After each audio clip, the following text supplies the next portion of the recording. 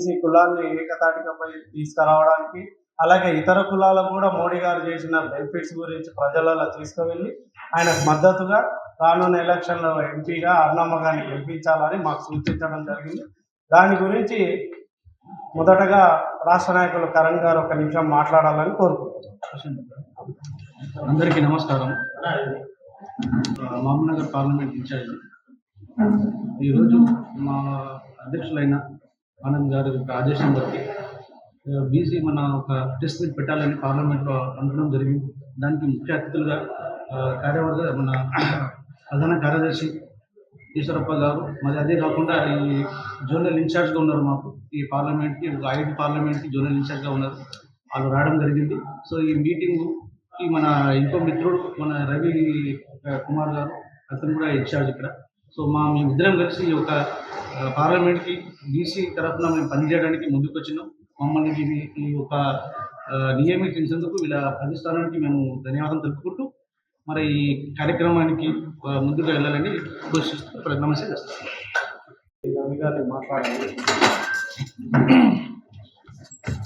నా పేరు శంకరుల రవికుమార్, ఓబీసీ మోర్చా రాష్ట్ర అధికార ప్రతినిధిని. అదేవిధంగా మహబూబ్ నగర్ పార్లమెంట్కి ఈ ఎలక్షన్స్కి ఇన్ఛార్జిగా కూడా వ్యవహరిస్తున్నా. మిత్రులందరికీ తెలుసు, ఈ యొక్క ఎలక్షన్ పార్లమెంట్ ఎలక్షన్ దేనికి జరుగుతుందో మీకు తెలుసు. ఒక న్యాయానికి అన్యాయానికి, ధర్మానికి అధర్మానికి జరుగుతున్న యుద్ధంగా ఈ ఎలక్షన్ని భావించవలసి ఉంటుంది. ముఖ్యంగా మోడీ గారు అధికారంలో వచ్చినప్పటి నుంచి ఈ 10 సంవత్సరాల్లో అనేక విషయాల్లో తన నిర్ణయాలు తీసుకొని భారతదేశంలో చాలా మార్పులకు ఆయన శ్రీకారం చుట్టారనేది మనందరికీ తెలుసు. ముఖ్యంగా ఈ రాష్ట్రంలో అత్యధికులైనటువంటి, అందులో చాలా పేదరికంలో ఉన్నటువంటి రైతుల గురించి కావచ్చు, బీసీల గురించి కావచ్చు, అదేవిధంగా ఎస్సీ ఎస్టీల గురించి కావచ్చు, ఎక్కువగా ఆలోచించే వ్యక్తి. వాళ్ళ గురించి ఎన్నో రకాల పథకాలు ప్రకటించడమే కాకుండా వాటిని 100% అమలు పరిచినటువంటి వ్యక్తి మన ప్రధానమంత్రి మోడీ గారు. మీకు కొన్ని ఉదాహరణలు చెప్తాను. రైతుల గురించి ముఖ్యంగా గత 6 సంవత్సరాలుగా సంవత్సరానికి 6,000 రూపాయలు పెట్టుబడి సహాయం కింద దేశం మొత్తం మీద 4 కోట్ల మంది రైతులకి నిరాటంకంగా ఇస్తున్నటువంటి మొట్టమొదటి ప్రధాని దేశ చరిత్రలో నరేంద్ర మోడీ గారు. అంతేకాదు తెలంగాణ రాష్ట్రంలో కూడా 2,500 కోట్ల రూపాయలు ఇప్పటి వరకు రైతులకు పెట్టుబడి సహాయం కింద 40 లక్షల రైతులకు అందించిన విషయం మీకు గర్వంగా తెలియజేసుకుంటున్నాను. అంతేకాదు రైతుల యొక్క ప్రపంచ మార్కెట్లో ఎరువుల విషయం కావచ్చు, ఈ డిఏపి విషయం కావచ్చు, ప్రపంచ మార్కెట్లో ఎన్నో అవాంతరాలు ఉన్నప్పటికీ కూడా, రేటు ఎంతో పెరిగినప్పటికీ కూడా సబ్సిడీని భరిస్తూ కేవలం 254 రూపాయలకే ఎరువులు అందిస్తున్నటువంటి మొట్టమొదటి ప్రభుత్వం భారతదేశ చరిత్రలో భారతీయ జనతా పార్టీ ప్రభుత్వం మోడీ గారు. అంతేకాదు గత 10 సంవత్సరాలుగా దాదాపు 22 పంటలకి కనీస మద్దతు ధరని రెట్టింపు చేసినటువంటి మొట్టమొదటి వ్యక్తి కూడా ప్రధానమంత్రి మోడీ గారు అని చెప్పేసి మీకు తెలియజేసుకుంటున్నా.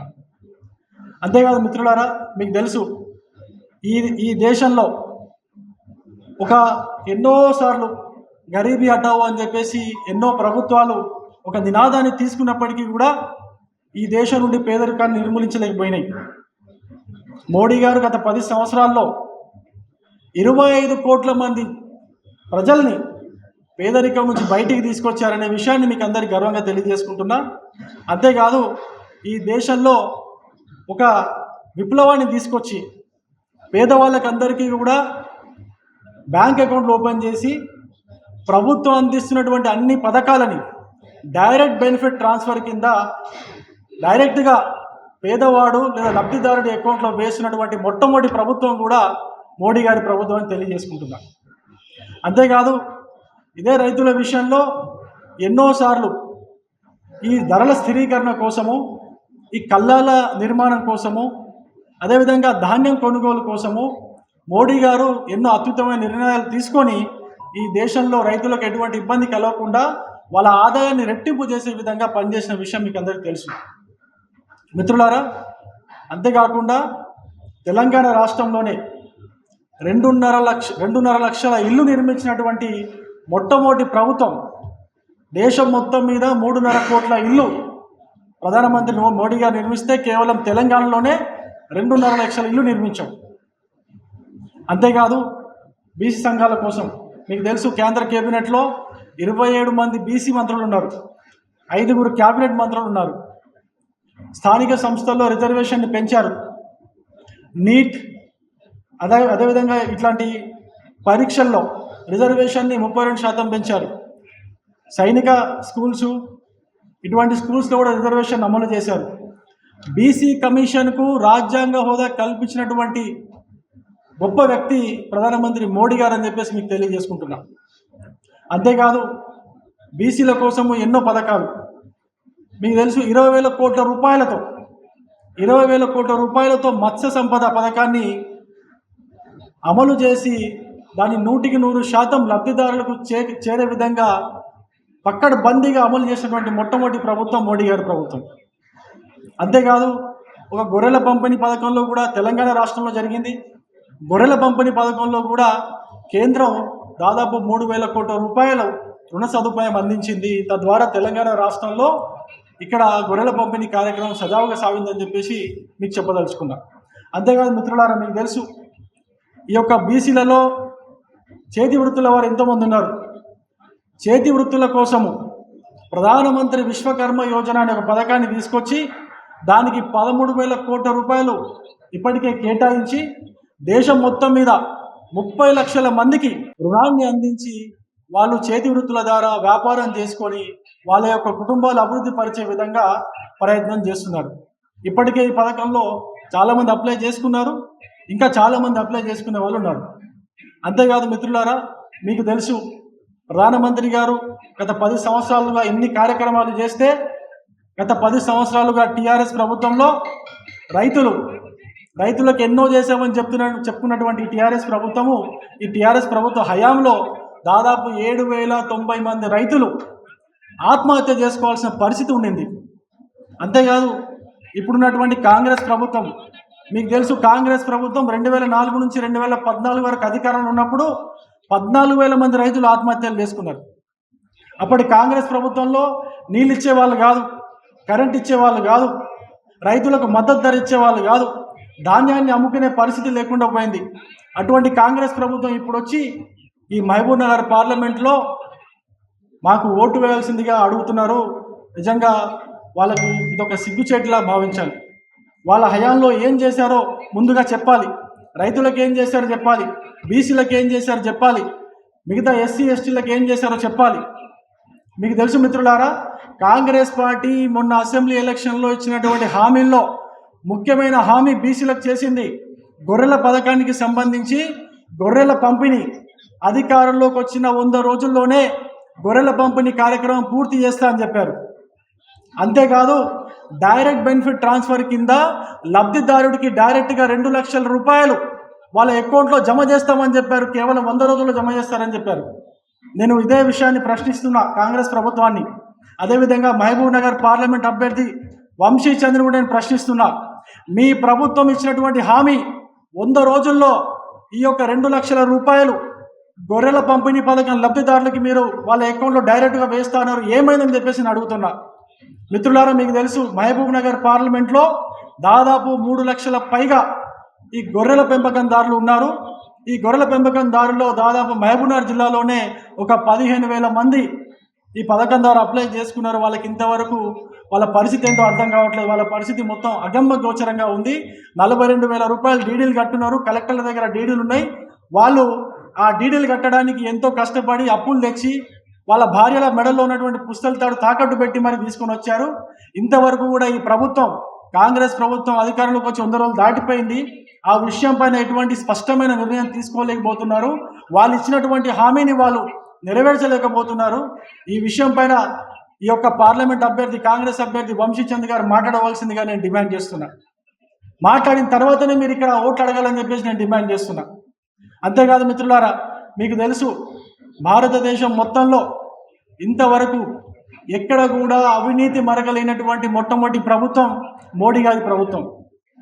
ఎక్కడ కూడా భారతదేశం మొత్తంలో ఇంతవరకు ఎటువంటి బాంబ్ బ్లాస్టులు లేవు, పాకిస్తాన్ మనపైన ఆక్రమణలు లేవు. ఇంత మంచి పాలన అందించినటువంటి మోడీ గారికి కాకుండా కాంగ్రెస్ పార్టీలో ఇవన్నీ జరిగినాయి. బాంబ్ బ్లాస్టులు జరిగినాయి, అవినీతి అక్రమాలు జరిగినాయి, పెద్ద పెద్ద స్కాములు జరిగినాయి. ఏ మొహం పెట్టుకొని మీరు ఇక్కడికి వచ్చి ఓట్లు అడుగుతారని చెప్పేసి నేను కాంగ్రెస్ పార్టీని ప్రశ్నిస్తున్నా. మిత్రులారా, మీకు ఇంకో విషయం కూడా తెలుసు. మోడీ గారు మూడోసారి అధికారంలోకి వచ్చిన తర్వాత ఈ యొక్క భారతదేశం యొక్క ఆర్థిక వ్యవస్థని ప్రపంచంలోనే 3వ అతిపెద్ద ఆర్థిక వ్యవస్థగా చేయడానికి కంకణం కట్టుకున్నారనే విషయాన్ని మీ అందరికీ నేను స్పష్టం చేయదలుచుకున్నా. అంతేకాదు 2047 లోపు భారతదేశాన్ని అభివృద్ధి చెందిన దేశంగా నిర్మించగలిగే సత్తా ఉన్నటువంటి పార్టీ భారతీయ జనతా పార్టీ. కేవలం భారతీయ జనతా పార్టీ ఒక్కటే, మిగతా పార్టీలతో ఇది సాధ్యం కాదు. కాబట్టి మీ అందరికీ కూడా ఈ యొక్క మీడియా సమావేశానికి వచ్చినందుకు ధన్యవాదాలు తెలియజేస్తూ ముగిస్తుంది.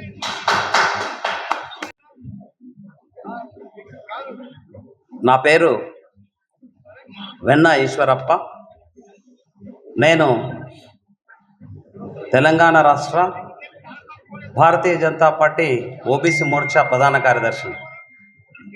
ఈరోజు మా భారతీయ జనతా పార్టీ రాష్ట్ర అధ్యక్షులు జి కిషన్ రెడ్డి గారు, అట్లాగే జాతీయ ఓబీసీ అధ్యక్షులు పార్లమెంటరీ బోర్డు సభ్యులు అయినటువంటి గౌరవనీయులు పెద్దలు డాక్టర్ కె లక్ష్మణ్ గారు, ఓబీసీ మోర్చా అధ్యక్షులు శ్రీ జి ఆనంద్ గౌడ్ గారు ఆదేశాల మేరకు ఈరోజు మహబూబ్ నగర్ పార్లమెంటు నియోజకవర్గంలో శ్రీ ప్రవీణ్ కుమార్ గారు ఓబీసీ జిల్లా అధ్యక్షుని ఆధ్వర్యంలో ప్రెస్ మీట్ను ఏర్పాటు చేయడం చాలా సంతోషంగా భావిస్తున్నాను. ఇట్టి పాత్రికేయ మీటింగ్కు విచ్చేసినటువంటి పాత్రికేయ మిత్రులందరికీ హృదయపూర్వక నమస్కారం.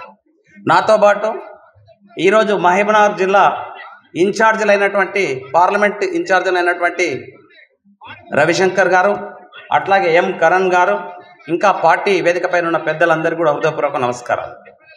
ఈరోజు భారతదేశమంతటా పార్లమెంట్ ఎన్నికల షెడ్యూల్ విడుదలైంది. ఆ షెడ్యూల్లో భాగంగా మహబూబ్నగర్ జిల్లాలోని మహబూబ్నగర్ పార్లమెంటులో ఎలక్షన్ జరగబోతూ ఉన్నాయి.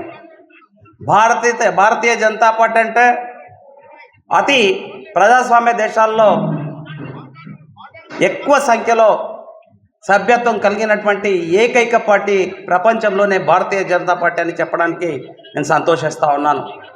అట్లాగే భారతీయ జనతా పార్టీ అంటే ఒక నమ్మకం, ఒక ధైర్యం, ఒక ఆదర్శం.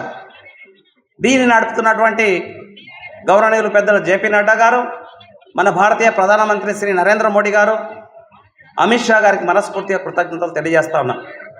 మన భారత ప్రధానమంత్రి గత 10 సంవత్సరాల నుంచి విశేషంగా కృషి చేసి భారతదేశాన్ని ప్రపంచ దేశాల్లో నంబర్ 1గా ఎలా ఉంచాలి, అట్టడుగులు ఉన్నటువంటి బలహీన వర్గాలని, బడుగు బలహీన వర్గాలని, ఎస్సీ ఎస్టీ మైనార్టీ అన్ని వర్గాలని ఏ రకంగా పైకి తీసుకురావాలనే ఉద్దేశంతో నేరుగా గ్రామాలకి బడ్జెట్ కేటాయించి నిధులను పంపించి ఏ గ్రామం తీసుకున్న ఈరోజు వెలిగే లైటు కేంద్రానిది, తిరిగే రోడ్డు కేంద్రానిది, మొక్కలు కేంద్రానివి, నీళ్లు కేంద్రానివి, శ్మశాన వాటికలు కేంద్రానివి చెప్పడం మాత్రం రాష్ట్ర ప్రభుత్వం చెప్తా ఉంది.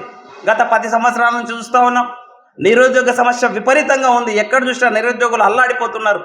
పెళ్ళిళ్ళు చేసుకోవడం లేదు వాళ్ళకు, ఎందుకంటే వాళ్ళ కాళ్ళ మీద వాళ్ళు నిలబడడానికి అవకాశాలు లేదు. నిరుద్యోగ సమస్య తీవ్రంగా ఉంది గత 10 సంవత్సరాల నుంచి. మహబూబ్నగర్లో మనం చూసుకుంటే పాలమూరు ఎత్తిపోతల పథకం చెప్పడమే తప్ప అది ఎక్కడేసిన గొంగళి అక్కడే ఉన్నది. ఈ రకంగా సమస్యలు చాలా ఉన్నాయి. ప్రపంచ దేశాల్లో విశ్వగురుగా ఉంచాలని మన భారతదేశ ప్రధానమంత్రి కలలు కంటూ ఈరోజు రాత్రి పగలు ఎన్నో పథకాలను తీసుకొచ్చాడు. రాష్ట్ర ప్రభుత్వం ఇంతకుముందు తీసుకున్న దాంట్లో కురుమల గురించి కానీ, యాదవుల గురించి కానీ, ముదిరాజుల గురించి కానీ, మున్నూరు కాపు గురించి కానీ బలహీన వర్గాలకు ఎంతో వాళ్ళ దగ్గర డిపాజిట్లు తీసుకొని, డబ్బులు తీసుకొని డిపాజిట్లు గోల్మాల్ చేసి ఎన్నో అక్రమాలకు పాల్పడింది మనం 10 సంవత్సరాలు చూస్తున్నాం. ఈరోజు ఆ వర్గాలన్నీ కూడా అరణ్య రోదనగా ఘోషిస్తున్నా కూడా పట్టుకున్న పరిస్థితులు ఎవరు లేరు. ప్రధానంగా రేపు అందరినీ కోరేది ఒక్కటే, మనం మన దేశం గురించి చూస్తే దేశాన్ని కాపాడేది ఎవరు, దేశాన్ని రక్షించేది ఎవరు? మన రేపు ఈ అసెంబ్లీ ఎలక్షన్స్ కావు, ఇవి లోకల్ బాడీస్ ఎలక్షన్స్ కావు. దేశం కోసం, ధర్మం కోసం సబ్కా సాత్, సబ్కా వికాస్, సబ్కా ప్రయాస్ అనే నిదానంతో ఈరోజు అన్ని వర్గాలు, సబ్బండ వర్గాలను మేలు చేయాలనే ఉద్దేశంతో ఎన్నో పథకాలను తీసుకొని రావడం జరిగింది. విద్యార్థుల గురించి కానీ, యువత గురించి కానీ, కర్షకుల గురించి కానీ, మైనార్టీల గురించి కానీ అనేకమైన పథకాలు తీసుకొని వచ్చారు. సామాన్యుడు బ్యాంకులోకి పోయే పరిస్థితి లేకుండే ఈరోజు 50 కోట్ల ప్రజలకి జన్ధన్ యోజన ద్వారా బ్యాంక్ అకౌంట్లు ఓపెన్ అయ్యి ఈరోజు డిజిటల్గా వాళ్ళు చేసుకోవడం జరుగుతూ ఉంది. ముద్రా లోన్స్ కానీ, వీధి వ్యాపారులకు లోన్స్ కానీ, రైతులకు కానీ అందరికీ అన్ని వర్గాలకు లోన్స్ ఇవ్వడం జరుగుతూ ఉన్నది. ఈ మధ్యనే భారతదేశ ప్రధానమంత్రి గారు 17 సెప్టెంబర్ రోజు పిఎం విశ్వకర్మ యోజన తీసుకొచ్చాడు. అది బీసీ కులాల్లో 18 వృత్తులు ఎవరైతే చేసుకుంటారో చేతి వృత్తుల వారికి సబ్సిడీ రుణంతో ₹1,00,000 మొదటగా, ఆ తర్వాత 2 లక్షల రూపాయలు, మొత్తం 3 లక్షలుగా ఆ కుటుంబం ఎదగడానికి వ్యాపార ప్రోత్సాహాలు చేస్తూ ఉన్నారు. మనం బాగా ఈరోజు నేను పాత్రికేయ మిత్రుల ద్వారా కోరుతున్నా, పార్లమెంటు మహబూబ్నగర్ పార్లమెంట్ నియోజకవర్గంలోని ప్రజలందరూ కూడా బాగా ఆలోచన చేయాలి. మనం కాపాడుతున్నది ఎవరు? బాగా ఆలోచన చేయండి. ఈరోజు కరోనా టైంలో అగ్రరాజ్యాలన్నీ ఏమన్నాయి? అమెరికా కానీ, రష్యా కానీ, లండన్ కానీ, జపాన్ కానీ, కొరియా కానీ ఏమన్నాయి అంటే, భారతదేశం బీద దేశం, 140 కోట్ల జనాభా ఉంది, వీళ్ళు ప్రపంచంలోనే అత్యధిక జనాభా కలిగిన దేశం, ఇక్కడ పీనుగల గుట్టలు, శవాలు గుట్టలు ఉంటాయన్నారు. అది చూస్తే లండన్లో శవాలు తేలినాయి, అమెరికాలో శవాలు తేలినాయి.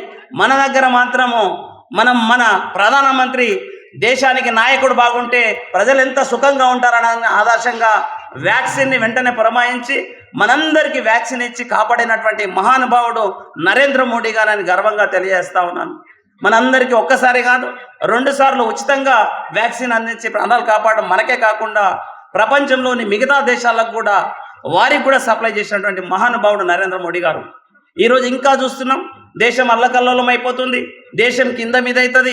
370 ఆర్టికల్ తీస్తే అని చెప్పడం జరిగింది. శ్రీరామ జన్మభూమిలో రామ మందిరం కట్టినప్పుడు దేశం అంతా కింద మీద అవుతుంది అన్నారు.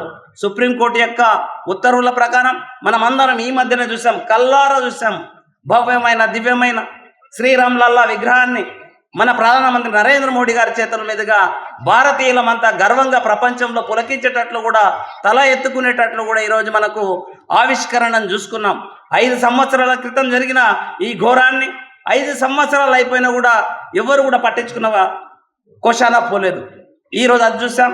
అలాగే జమ్మూ కాశ్మీర్లో లా లేదు, చట్టం లేదు, అక్కడ ఏం లేదు, ఎవరు ఏం చేసినా అడిగే దిక్కు లేదు. మన మిలిటరీ సైన్యాన్నే వెళ్ళినప్పుడు కొట్టిన సందర్భాలు, చంపిన సందర్భాలు మనం విపరీతంగా చూసాం. ఉగ్రవాదాలు దాడులు చూసాం. ఈరోజు 370D ఆర్టికల్ని ఒక చిన్నగా సైలెంట్ దేశంలో శాంతియుతంగా ఇట్లా తీసేసి ఉన్నటువంటి గొప్ప మహానుభావుడు నరేంద్ర మోడీ గారు. ఇలా చెప్తూ పోతే వారు నిరంతరంగా వారి ప్రభుత్వంలో మీరు చూడండి, నరేంద్ర మోడీ గారి ప్రభుత్వంలో ఒక్క స్కామ్ లేదు, ఒక్క స్కీమ్ లేదు, ఒక కేంద్ర మంత్రి మీద ఒక్కరి మీద కూడా లేదు.